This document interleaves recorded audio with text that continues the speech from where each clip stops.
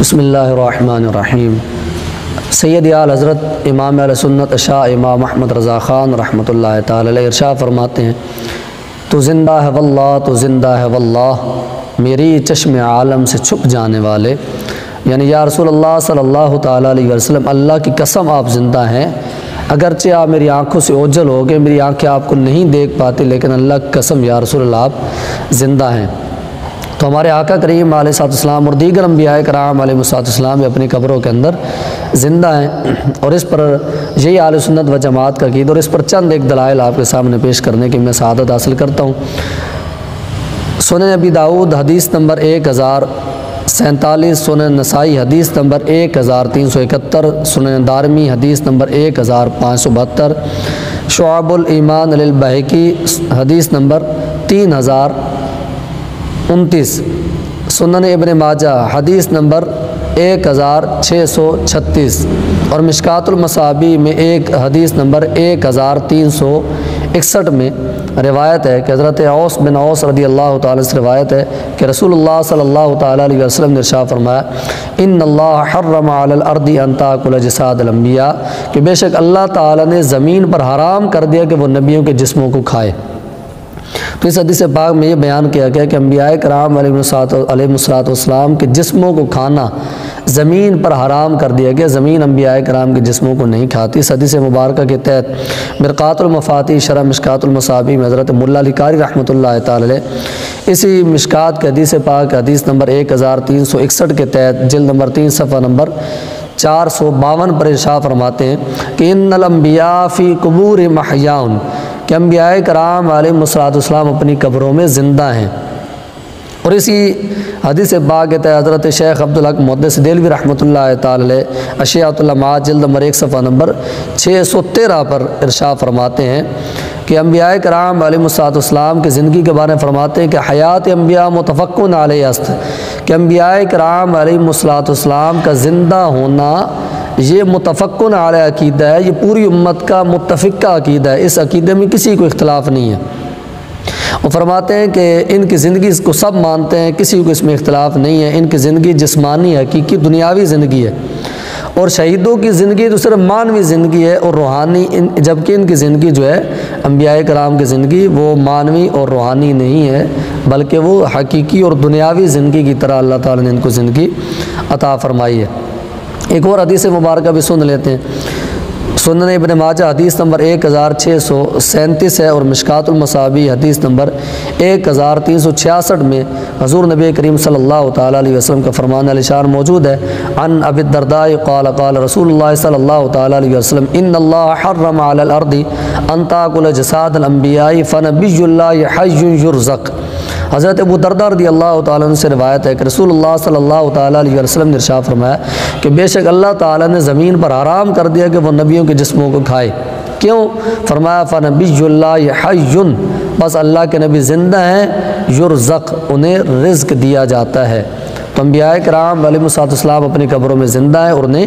رزق دیا جاتا ہے۔ اس حدیث مبارکہ کے تحت اشیاۃ اللمعات کے اندر شیخ عبدالحق محدث دہلوی رحمۃ اللہ تعالی جلد نمبر 1 صفحہ نمبر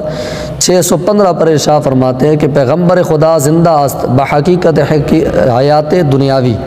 فرماتے ہیں کہ خدا تعالیٰ کے نبی دنیوی زندگی کی حقیقت کے ساتھ زندہ ہے۔ اور حضرت ملا علی قاری رحمۃ اللہ تعالی علیہ اس حدیث مبارکہ کے تحت مرقات المفاتیح شرح مشکات المصابیح حدیث نمبر 1366 کے تحت ارشاد فرماتے ہیں کہ لا فرق لہم فی الحالین، کہ انبیاء کرام علیہ السلام کی دنیاوی زندگی میں اور ان کی دنیا سے رخصت ہو جانے کے بعد کی زندگی میں کوئی فرق نہیں ہے۔ تو یہ چند ایک اقوال آپ کے سامنے میں نے عرض کیے ہیں، تو ان کے تحت پتہ چلا کہ انبیاء کرام علیہ السلام اپنی قبروں میں زندہ ہیں۔ باقی رہ گئی ہے کہ انبیاء کرام علیہ السلام کی کو موت آنا، اس کا کوئی بھی دنیا جہان میں منکر نہیں ہے، سب کے سب اس بات کے قائل ہے، اہل سنت و جماعت بھی اس بات کے قائل ہے کہ انبیاء کرام علیہ السلام کو موت آئی، لیکن ان کی موت کیسی تھی؟ ان کی موت تھی صرف ایک آن کے لیے کہ اللہ تعالیٰ نے جو وعدہ الہی ہے کل نفس ذائقۃ الموت، کہ ہر جان نے موت کا ذائقہ چکھنا ہے، تو اس وعدہ الہی کو پورا کرنے کے لیے ان کو موت آئی۔ پھر اللہ تبارک تعالیٰ نے ان کو ایسی زندگی عطا فرما دی کہ جو زندگی ہماری عقلوں میں نہیں آ سکتی۔ تو اب ہو سکتا ہے کوئی بندہ بولے کہ ان کی زندگی ہماری عقل میں کیسے نہیں آ سکتی،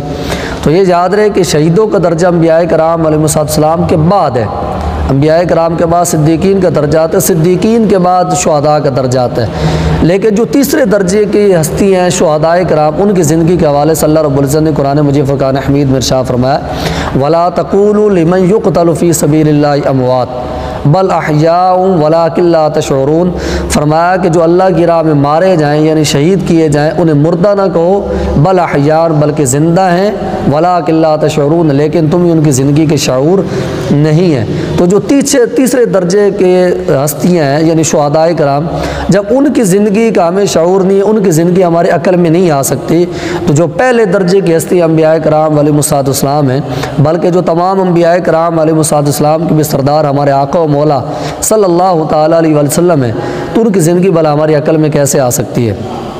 اچھا ہو سکتا ہے کوئی صاحب پھر یہ کہہ دیں کہ جی آپ نے بھی جو حدیث بیان کی اس میں یہ فرمایا کہ انبیاء کرام قبروں میں رزق بھی دیا جاتا ہے، تو یہ رزق کیسے دیا جاتا ہے؟ وہ تو دنیا سے چلے گئے، رزق تو اسے دیا جاتا ہے جو زندہ ہو۔ تو اس حوالے سے بھی میں شہداء کرام کے حوالے سے ایک آیت کریمہ آپ کے سامنے پڑھتا ہوں جس میں اللہ رب العزت نے ارشاد فرمایا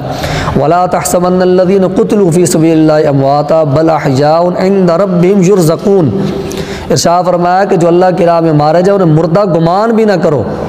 کہنا تو دور کی بات، ان کے بارے میں مردہ ہونے کا سوچو بھی نہیں، کیوں؟ بل احیاء بلکہ وہ زندہ، عند ربہم یرزقون اور انہیں اپنے رب کے پاس رزق دیا جاتا ہے۔ تو جو شہداء جو تیسرے درجے میں آتے ہیں، جب ان کے حوالے سے اللہ رب العزت نے یہ ارشاد فرما دے کہ وہ زندہ ہیں اور انہیں رزق دیا جاتا ہے، تو پتہ چلا کہ جب شہداء کے حوالے سے رب تعالیٰ نے قرآن میں اعلان کر دیا ہے کہ شہداء کرام زندہ اور انہیں رزق دیا جاتا ہے، تو کیا انبیاء کرام علیہ السلام کا زندہ ہونا اور انہیں رزق دیا جانا حدیث میں ہونے کے باوجود بھی نہیں مانیں گے؟ شہداء کی زندگی کو مان گئے جو تیسرے درجے کے، ان کو رزق ملنا بھی مان گئے، لیکن جب انبیاء کی بات ہوئی، انبیاء کے حوالے سے واضح حدیث پاک ہم نے بیان کر دی، لیکن پھر بھی کوئی شخص بولے کہ یہ کیسے ہو سکتا ہے کہ وہ زندہ ہے، یہ کیسے ہو سکتا ہے کہ انہیں رزق دیا جاتا ہے؟ تو میرے بھائی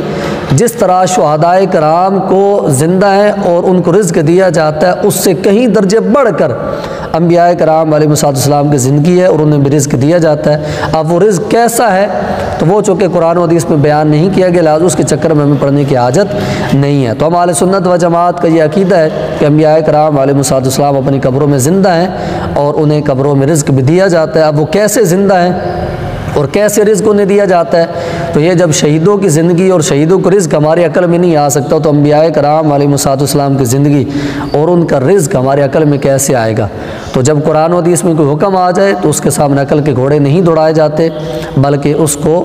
صدق کے دل سے قبول کر لیا جاتا ہے، اس کے سامنے سر تسلیم خم کر لیا جاتا ہے۔ تو ہم اہل سنت و جماعت اللہ اور اس کے رسول کے احکامات کے سامنے اپنا سر جھکاتے ہوئے یہی عقیدہ رکھتے ہیں کہ انبیاء کرام شہداء کرام اپنی قبروں میں زندہ ہیں اور ان کی زندگی کا ہمیں شعور نہیں ہے اور انہیں اللہ تعالیٰ کی طرف سے رزق دیا جاتا ہے۔ اب وہ کیسی زندگی ہے، کیسا رزق دیا جاتا ہے، وہ ہماری عقل میں نہ آ سکتا تھا نہ آ سکے گا، کیونکہ جب رب تعالیٰ نے فرما دیا کہ ان کی زندگی تمہاری عقل میں نہیں آ سکتی، تو ہم اس چکر میں نہیں پڑھتے، نسٹوں میں پڑھتے ہیں کہ وہ زندگی کیسی ہے۔ اللہ تبارک تعالیٰ کی بارگاہ میں دعا ہے کہ اللہ تعالیٰ میں انبیاء کرام علیہ السلام کی آخرت کی زندگی کو ماننے کی سعادت توفیق نصیب فرمائے،